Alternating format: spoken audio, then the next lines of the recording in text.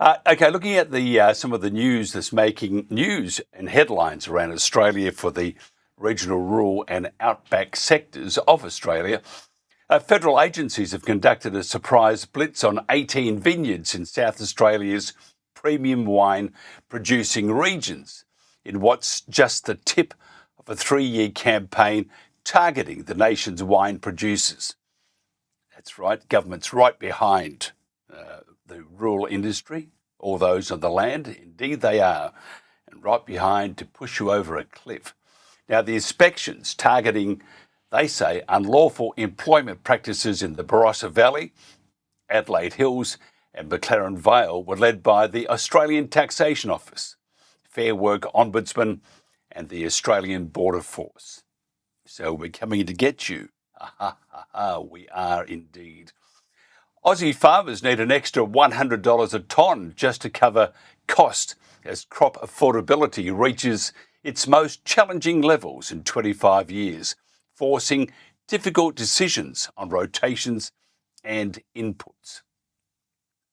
Grassroots organisation Keep the Sheep has this week launched Fuel the Bush, calling on the Albanese government to guarantee fuel security for rural Australia.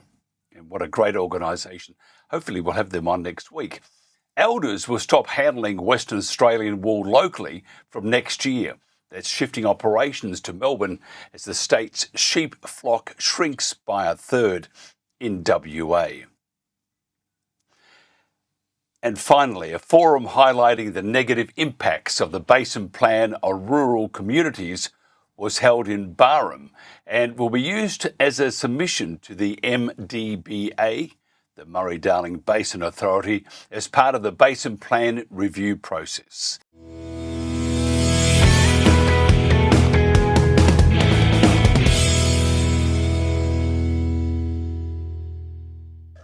You know, it's not fair they've hidden the knives or the sharp objects here. Penny, are you there?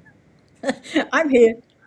Yeah, I thank goodness for that. We have no idea because I think they're still playing around with it. It's things are popping up and it's like, oh my God, we pay them sensational money and it's not a very good way to run a business. So, but we'll try this out anyway and see how we go. So you were saying, and then we had you saying it twice. So let's go back to the start. Tell us about the actual organisation. And oh no, I was actually asking you, wasn't I, about why and we just paid a commercial for the supermarkets. They want the stuff to be fresh, but their fresh stuff, their organic stuff in the supermarkets is pretty limp, isn't it? And how do they make it better? As I mentioned before, that I would not buy fresh produce from a supermarket. Certainly not the big duopoly. Nowhere in the world. One of the reasons is because we've got no idea when those foods have been picked, plucked and packed and then transported how many thousands of kilometres to the supermarkets, because their centralised distribution system requires, and I live near Orange, which is a very well-known place for growing apples. So if you want to buy apples from Orange, you go to a local orchard that sells them direct. But if you buy them through Coles or Woolworths, those apples have been trucked from Orange to the distribution centre in Sydney and then brought back to the Coles and Woolworths supermarkets in Orange, which is totally nonsense. But it means that the integrity of those products is compromised because they're in storage for such a long time and transport. So I don't think supermarkets are the best presenters of organic food. And in fact, it might be a deliberate reason they have them looking limp and horrible because of the food miles they've travelled. But when you're buying directly from the farmer's market, you can look that person in the eye and say, oh, now what variety is this? And when was it picked? Has it been in cold storage? I'm referring to apples and pears in this particular one. And you can have that conversation. And while we have so much discussion around shortages of food, one of the best things to do is love your farmer and know them well, because that emotional connection between you two, it's going to mean you're going to get a preference for when there might be food shortages. Tell us about the actual organisation itself, because Jen was very producer and business partner was very excited about this, and I think it's just absolutely amazing. Tell us about the organisation and the stakeholders involved. We're very proud to have 300 plus grain growers, organic grain growers, as our members. And we collaborate with them so it's a member owned organisation as a cooperative, which is equitable and transparent. Two most important characteristics of a company, of an organisation. And they grow their grains and they set their price for what they want for their grains. And so ORI CO pays 35% of their crop value once it's in the bin. And I love your visuals there going into the silo.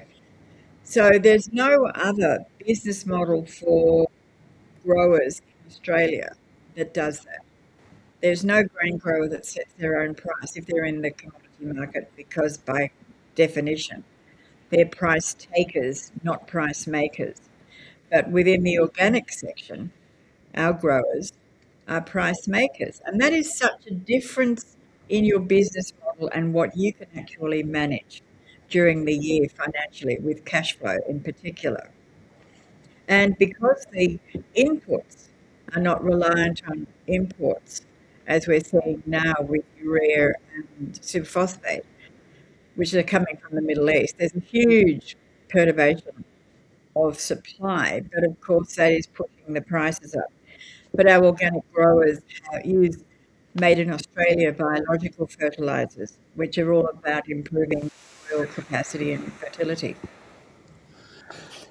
If you look at the current situation, which is about to get worse and worse and worse, and we had the fuel crisis, which is adding now to our food security. What needs to be done?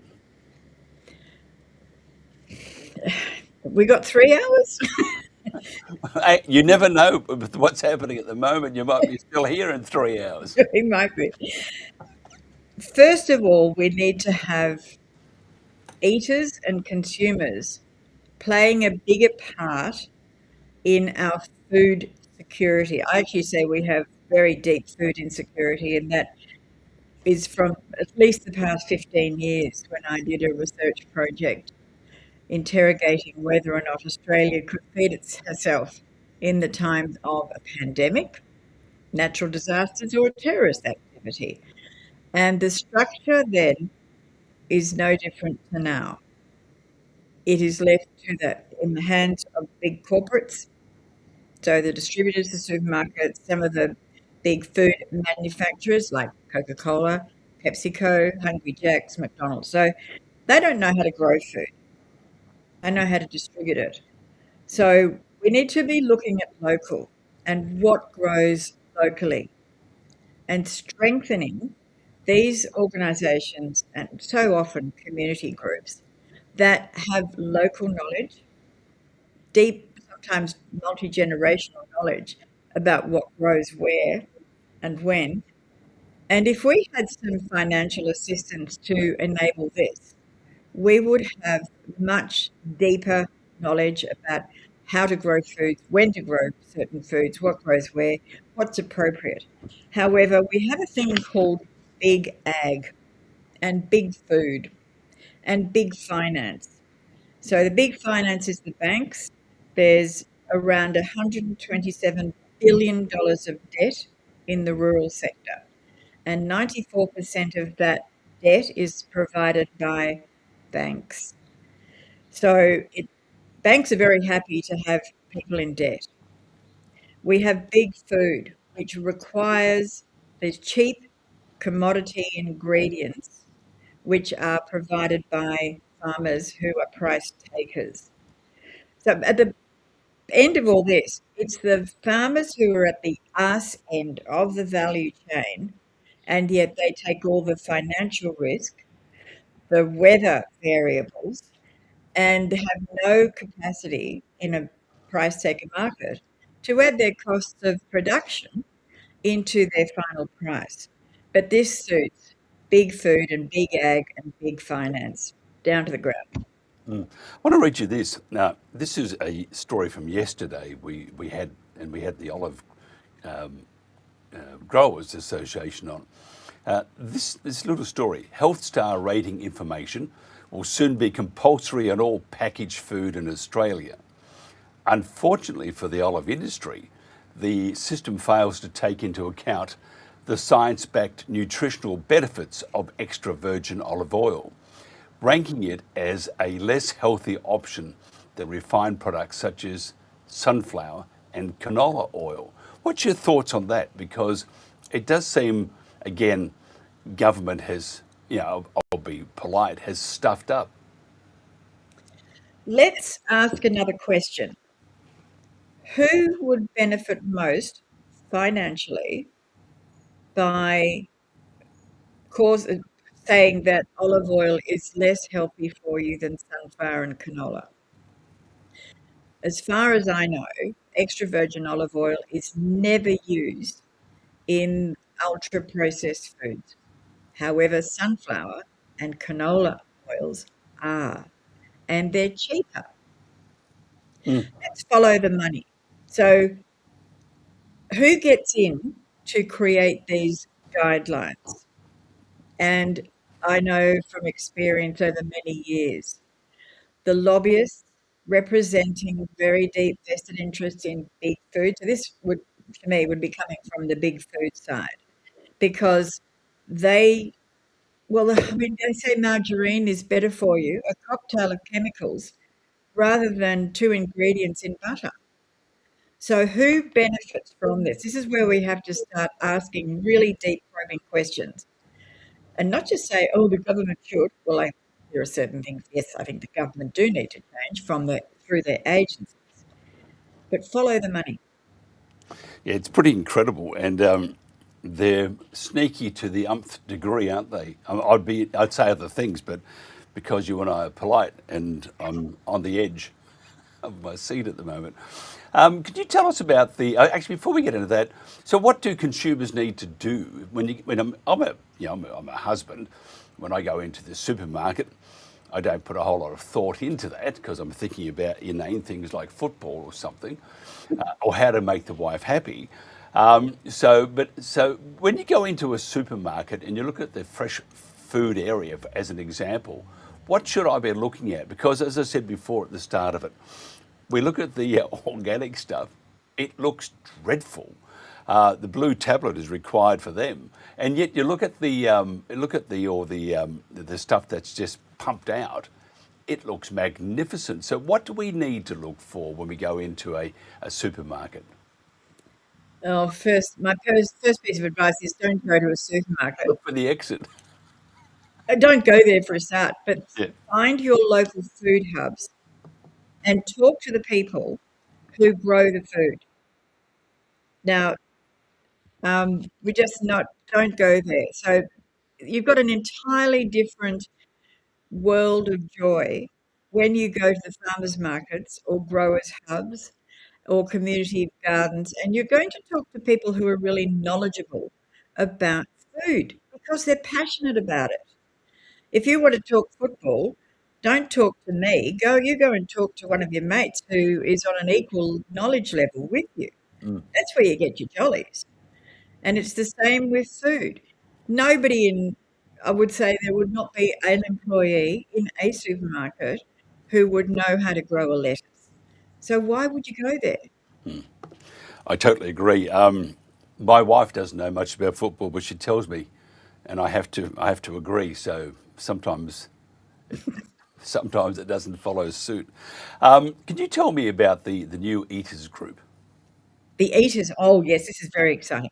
And I'm so pleased you asked that, because what we're noticing more and more is the level of food literacy amongst people is absolutely this big. It could be this big.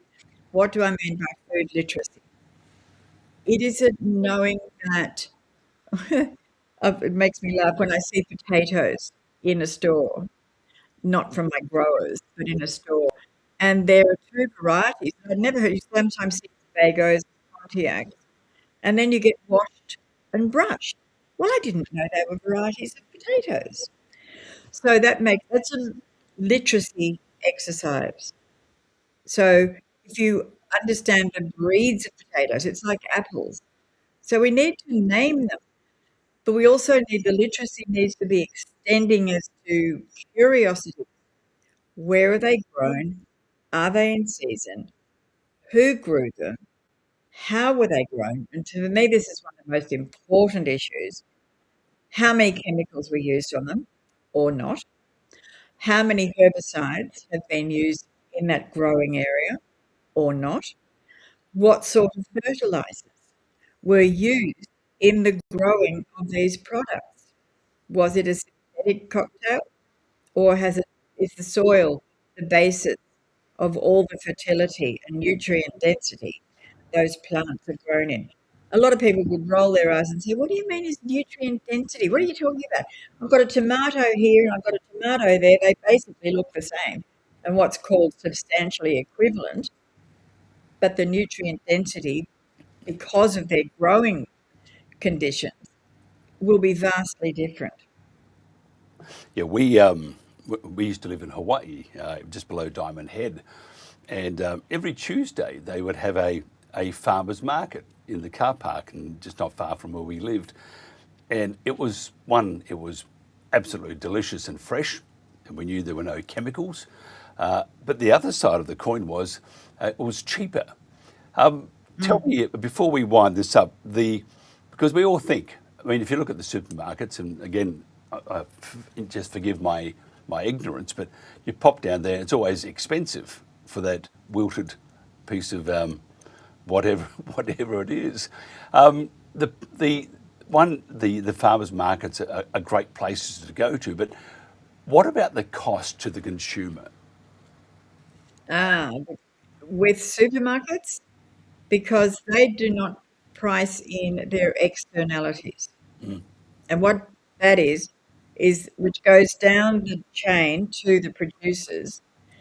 Supermarkets are not the nicest people to deal with in fresh produce. Because it's a perishable product, it can diminish its quality quite quickly. And then the growers are penalised. But if I could make another point, please, Mike, is that Coles and Woolworths, 70 to 80% of the goods on their shelves are imported. Why? Because they're cheaper than what Australia can produce. So we need to ask if we're going to be duped, and a lot of the labelling on these products is fraudulent. And if anyone from Coles and Woolworths would like to take me to task, I welcome it, because they will not even address this issue. So we need to this is a part of the food literacy again. What it might claim to be on a can or a bottle or a packet is not all that it seems. And we have so many instances of fraud, particularly in the organic sector, coming in to Australia claiming to be organic, and they are not. So people are duped. Supermarkets are going to do their big share of greenwashing simply to make money. That's what they're about. They're about profits, not the health of Australians. And they're a vital part of the entire distribution system of high processed foods. So for your well-being, and when did anybody ever ask you, Mike, oh, let's go and meet at the supermarket? No one. They say, let's meet at the farmer's market and we'll have a coffee and a fresh pastry and some beautiful fresh sourdough bread and eggs from chooks that are out in the sunshine. So it's actually shifting the paddock between the ears. What's the thinking, our attitudes between our ears about what do we want for the future, not just in the next 10 minutes to make dinner. So it's up to the eaters to make the changes in their own lives. And then corporates say, oh, Jesus, they're not doing what we want them to do anymore. We have to do something different. So it's up to us. We really do have the power to make the changes. But if I can leave one message, please avoid the supermarkets and go to the independent traders, the independent butcher, the independent baker, the independent greengrocer, the farmers markets. Know where your food comes from, care where your food comes from, because that will make an enormous difference to your own health and well-being, but also our landscapes.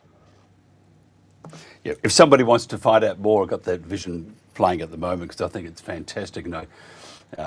It really does. It says a lot. A picture says 1,000 words. Tell us about if we wanted to find out more about what you do and what your organisation does. How do we get in contact with you, and what's the website and stuff like that?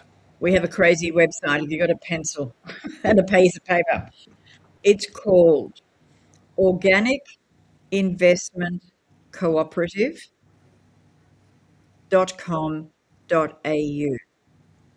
That's not so bad. Oh, good. I mean, after 3 or 4 attempts, it'll work. Yeah. You probably need to shorten it down a bit. Penny, it's a pleasure talking, and I would like to do more of these because I think, as you said, we could talk for 3 hours. We haven't got that time at the moment, but we can space this right across. And I think you have some great information. Your background is just looking after the health and well-being of us mere mortals. And for that, I think you have immeasurable knowledge. And I would like to thank you for being part of our show and putting up with the stoppages. We couldn't do anything about it. We knew nothing about it. It's like, oh, wow, they didn't tell us.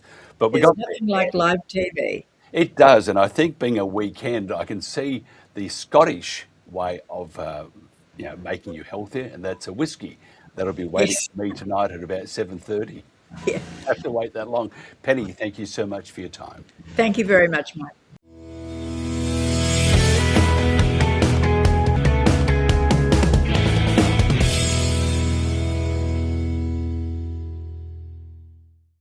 And we're back here.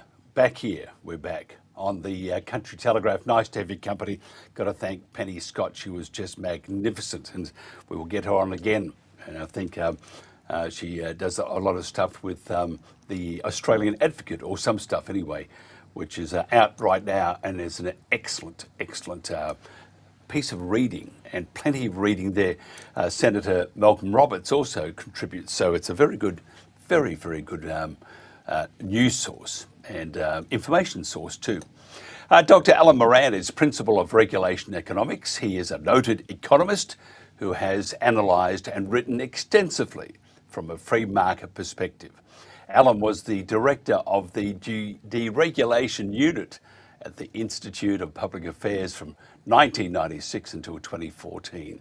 He was previously a senior official in Australia's Productivity Commission and director of the Commonwealth's Office of Regulation Review.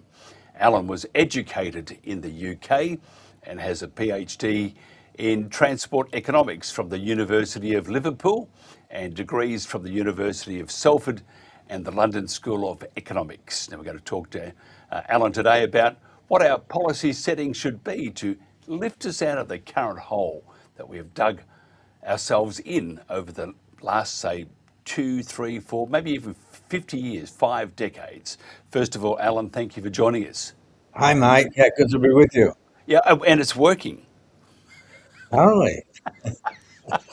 Alan, tell us about this latest article you've written, because it does make a lot of sense, but I'm not too sure if we can pierce the very thick skulls of government. Well, it's a very difficult job. Certainly, it's been more than 50 years. We've gone from, government was 4 or 5 or 6% of GDP at one time, and it's now 40%. It's just getting worse and worse, and all the time we have this unfortunate predilection on the part of the politicians to actually add more and more spending, presumably to buy votes, and more regulations, and it does actually clog up the whole economy. We can actually see that in the present level of productivity growth, which has been going backwards now for 5, 6 or 7 years and shows no sign of increasing. And one of the problems that are causing all this is that there's a caution on the part of businesses to actually invest and to employ and do whatever, because they know that there's an accumulation of regulations are going to get through. They know that the government's going to basically tax them pretty heavily. And we see this particularly in Australia in the resource industry, both agriculture and mining, where any new developments really have to go through an awful lot of different gates before they're permitted to actually promote and to continue their activities. And not only these aren't just gates that you can just walk through. The gates with formidable barriers, and you really have to actually persuade uh, governments and government organisations that what you're doing is not harming other things, and doesn't have what some people call the externalities, adverse externalities on the land or on the communities nearby. Uh, one of the things that we can see this in different areas.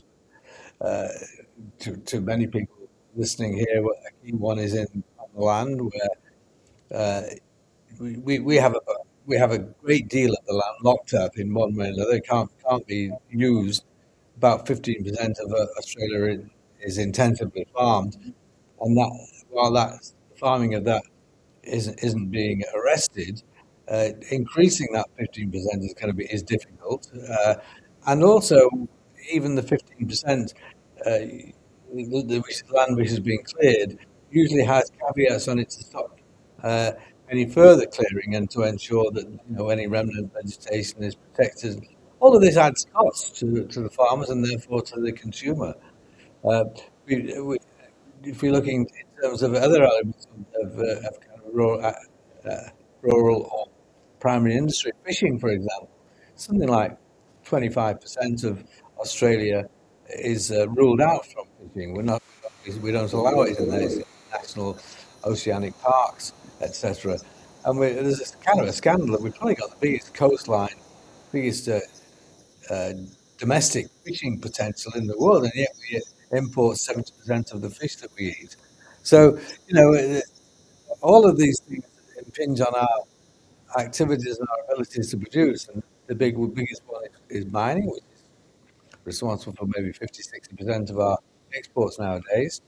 The new developments in mining are really very savagely examined before they're allowed to go forward. It used to take about a couple of years before when you found something, and then you had the ability to go produce it, even less than that, going back 50 years ago.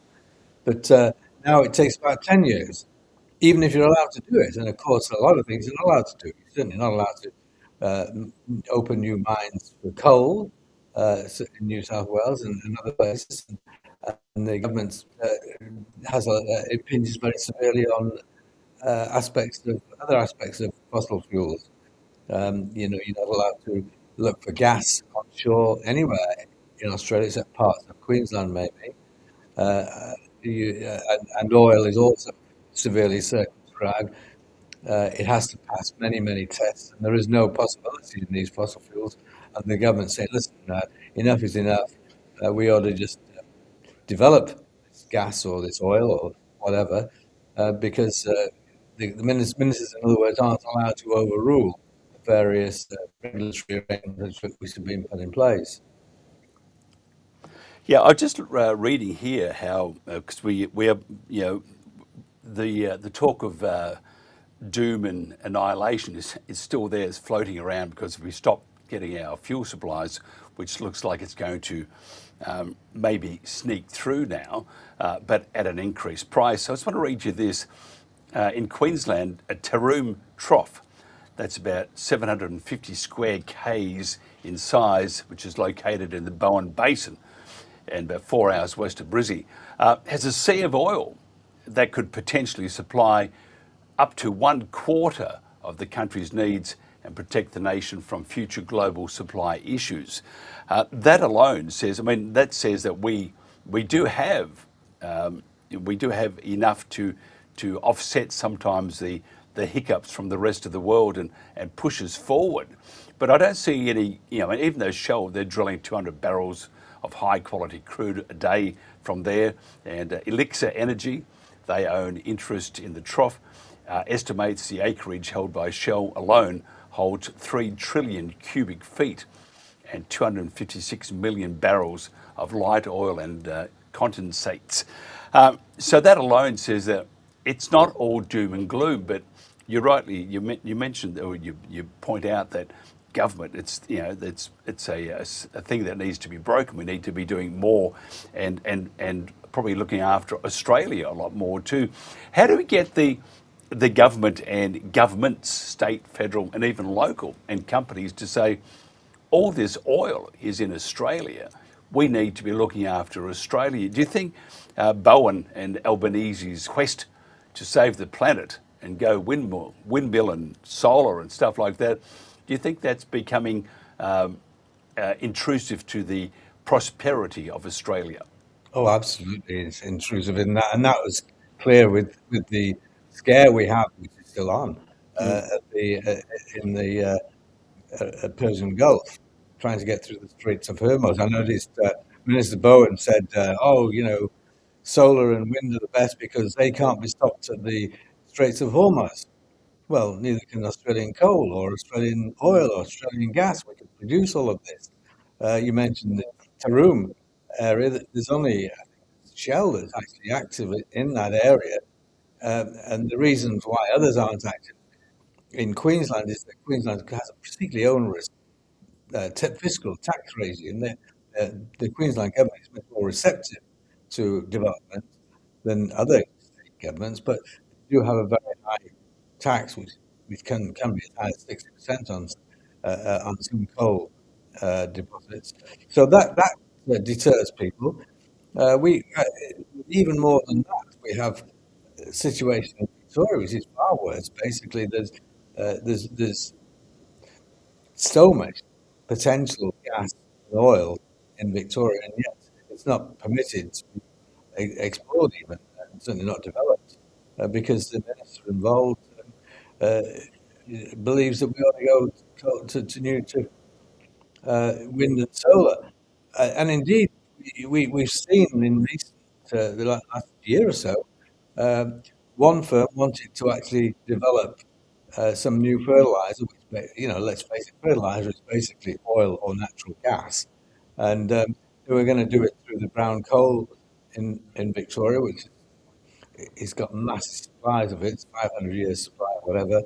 And they went through several years negotiating with the minister. The minister then said, no, you can't do it. So they took their project off to New Zealand. That would have been itself supplied about a quarter of Australia's fertilizer requirements. And, we basically said, no, we don't want to do that. We're going to import our fertilizer from the Persian Gulf. Well, hello. And we now know we can't necessarily do that. It's going to be a lot more expensive than we thought. Victoria is not alone in this. There is another rival fertilizer production at Lee Creek in South Australia, and there again, the government hasn't said no to it, but it's certainly prevaricated. And the process has gone on for 3 or 4 years, and still no answer to it. And that again would have been an even bigger venture than the one in Victoria. So, we have a whole lot of people which basically aren't politicians, are risk averse or ideologically predisposed away from fossil fuels, and we are awash with them in this continent. We've got a whole continent, a lot of fossil fuels, and we're not allowed to develop them by the politicians involved.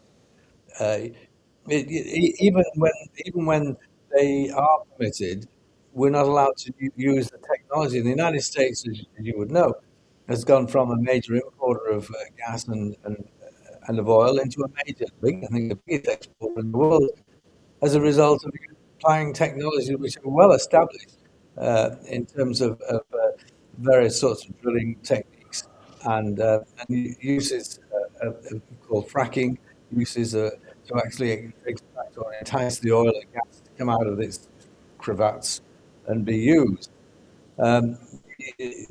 These aren't permitted in Australia. We have, various dignitaries have gone through this process and written reports and said, yeah, that's pretty fine. They're fine. Well, they are fine. There's a million fracking uh, exploration holes around the world, and not a single mishap. But we don't allow them here because some people think, oh, well, they use a whole lot of it. Some people don't think we should be using oil anyway. Others say, well, we'll get the chemicals get into the water table. It could be harmful. In fact, indeed, a lot of farmers are guilty of making those sorts of claims, in spite of the fact that essentially they put on their land fertilizer, which is oil and gas extracted from oil and gas. Yeah, it's I think if we could do away with government, but we can't. We have to have someone to mess things up, and they're doing that magnificently. Just quickly, because we had the CFA on yesterday talking about a request for the government to fund the AI cameras to help prevent catastrophic bushfires, as we've just experienced in Victoria. So let's look at I said, well, what's the difference between Jacinta Allen, except for the 15 to 30 billion she gave to the CFMEU, and because they needed it. But we have Jess Wilson, and we had another politician on the other day, and she was talking about the renewables, and I'm thinking, wow, this is a pretty interesting conversation. I could have been speaking with the Labor Party. So because you are in Victoria and you're enjoying the political climate to the umpteenth degree, what's your thoughts? I mean, do you think there is much difference between Jess Wilson and Jacinta Allen at the end of the day? And more importantly, do you think Jess Wilson is going to make, and I have to say not, she's not going to make much difference to the voting numbers when the time comes to vote? Well, no, I mean, Jess Wilson's policies and a great many things are very like Labour. Labour's policies are, I mean, she does say we ought to reduce spending and we ought to reduce regulation, but it's rather unspecific about where she's saying that. Um, I'm not sure what she would make in power. Hopefully, she would make some.